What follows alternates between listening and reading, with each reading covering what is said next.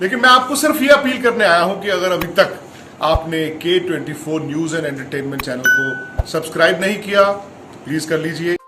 नमस्कार, मेरे साथ इस वक्त डॉक्टर मोहन सिंह बिष्ट जी जुड़ गए हैं जो लाल कुआं से विधायक हैं। और मोहन सिंह जी, सबसे पहले आपका स्वागत है K24 न्यूज में सर। धन्यवाद। सर, आपको जीत की बधाई के साथ साथ मैं आपको ये कहना चाहूंगा कि आपने बहुत बड़ी एक ऐतिहासिक जीत हासिल की है।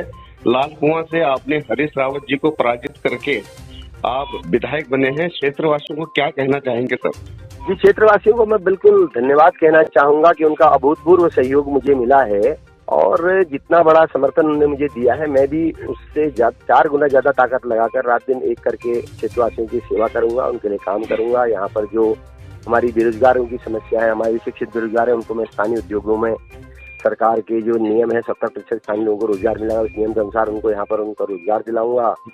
और इस क्षेत्र में जो जंगली जानवरों और हाथियों से जुड़ी हुई समस्या है उनसे निस्तारण करूंगा। बिंदु खत्ता राजस्व गाँव के लिए प्रयास करूंगा। और ये हाईवे हमारे अपने वहाँ जो बन रहा है हाईवे, और ये इसको जो है तुरंत इसका काम शुरू हो और इसमें जो मालिकाना हक से संबंधित जो दिक्कतें आ रही है उनके लिए काम करूंगा जी। और मैं जो है पहले ही कह चुका हूँ कि जो है मैं लोगों के लिए जो है अब मैं सब समर्पित हूँ और ये मेरी जीत लोगों की जीत है। तो मुझे बहुत काम करना है, मुझे जानकारी है जी। सर अभी आपका एक मेरे ख्याल से सुर्खियां भी आई थी कि आप सीएम धामी के लिए अपनी सीट परित्याग करने की कह रहे थे। क्या ये सच है सर खबर? जी हाँ, जी हाँ, जी हाँ, मैंने पहले भी कहा था, अभी मैं अभी भी बोल रहा हूँ जी। अगर वो यहाँ से लेना चाहते हैं तो अच्छी बात है। मुझे नहीं सर, मुझे लगता है कि लाल कुआं में आप बहुत बेहतरीन आपका प्रदर्शन रहा। और मैं जैसे देख भी रहा था सर, जैसे शपथ ग्रहण समारोह संपन्न हुआ और आप दूसरे दिन से ही काम पर जुड़ गए। आप हॉस्पिटलों का निरीक्षण करते हुए नजर आ रहे हैं, तो कहीं न कहीं आप लग गए हैं सर मैदान में। जी हाँ, मुझे अपनी जिम्मेदारी का एहसास है। मैं कह रहा हूँ ना, लोगों ने मुझे बहुत उम्मीद के साथ, बहुत आशा के साथ चुना है, तो मुझे उनके लिए काम करना है, मुझे लोगों की सेवा करनी है। तो समय पहले ही जो है काफी जो है निकल चुका है।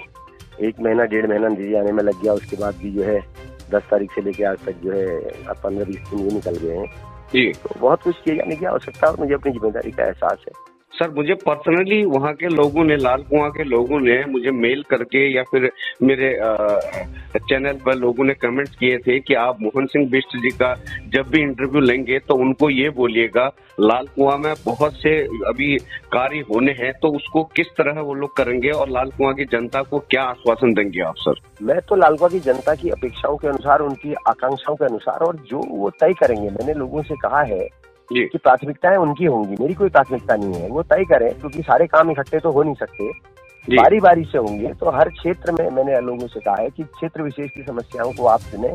सबसे बड़ी समस्या जो हो, सबसे पहले जो आवश्यक हो, पहले उसको करेंगे, फिर उसके बाद जो काम आवश्यक है उसको करेंगे। तो इस तरह से हर क्षेत्र में अलग अलग, क्योंकि बिल्कुल लंबा चौड़ा क्षेत्र है हमारा लाल कुआं विधानसभा, चौगलिया से बिंदु खत्ता तक फैला हुआ। तो अलग अलग क्षेत्रों की इसमें जो 3-4 क्षेत्रों में हमने इसको बाइफरकेट किया है, इस पूरे विधानसभा को। अलग अलग एरियाज की अलग अलग प्रॉब्लम्स हैं, तो जहाँ जैसी प्रॉब्लम्स है उनके अनुसार काम करेंगे। और मैं लोगों से कहना चाहता हूँ कि धैर्य बना के रखें और जो है मेरा सहयोग करें। कोई भी 5 साल में कोई भी समस्या बाकी नहीं रहेगी। हरीश रावत जी ने बहुत जोर लगाए थे, बहुत उन्होंने जोर आजमाइश की थी यहाँ से जीतने के लिए, लेकिन वो कहीं न कहीं असफल रहे और आप विजय हो गए यहाँ से। तो इसमें सर क्या आपका मूल मंत्र रहा? कैसे आपने लोगों को कैंपेनिंग के दौरान समझाने में सफल रहे? थोड़ा सा बताएंगे दर्शकों को। देखिए, ऐसा कुछ समझाने की आवश्यकता नहीं है। अब आप समय वो नहीं रहा कि आप समझा के वोट पा जाएंगे, आप कोई लालच दे के वोट पा जाएंगे, आप कोई और जो है हथकंडा अपना के वोट पा जाएंगे। अब तो साहब आपको निरंतर लोगों के बीच में रहना होता है, उनको समझना होता है, उनकी प्रॉब्लम्स को समझना होता है, उनकी प्रॉब्लम्स के लिए लड़ना होता है, उनकी प्रॉब्लम्स के लिए धरना देना होता है, उनके सुख दुख में शामिल होना होता है। लोगों को लगना चाहिए कि आप उनके बीच के, उनको जानने वाले, उनको समझने वाले हैं जी। तो फिर जो है बहुत ज्यादा समझाने की जरूरत नहीं पड़ती, लोग अपने आप वोट देते हैं।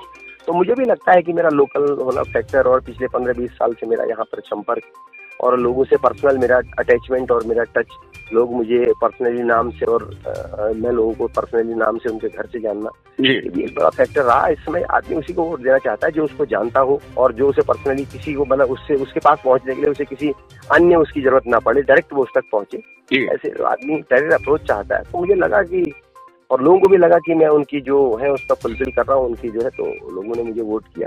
कुछ समझाने की और कुछ खर्चा करने की आवश्यकता नहीं पड़ी मुझको। डॉक्टर साहब, आपको जैसे कि पता होगा, आपको मुझसे ज्यादा ज्ञात होगा कि उत्तराखंड में अभी भी बहुत सारी जगह ऐसी हैं जहां स्वास्थ्य सुविधा, शिक्षा सुविधा, सड़क सुविधा, पेयजल सुविधाओं की अभी भी बहुत ज्यादा जरूरत है। ऐसे में सर, आपकी परसेंट बहुमत से आपकी सरकार बनी है, तो आपकी क्या जनता के सपनों में खरे उतरने के लिए क्या क्या प्रयास होंगे इस बार? देखिए, अपनी जो अभी जो वर्तमान सरकार चल रही है जी, उसने भी बहुत अच्छा काम किया है, उसने भी जन कल्याण के बहुत सारे काम किए हैं।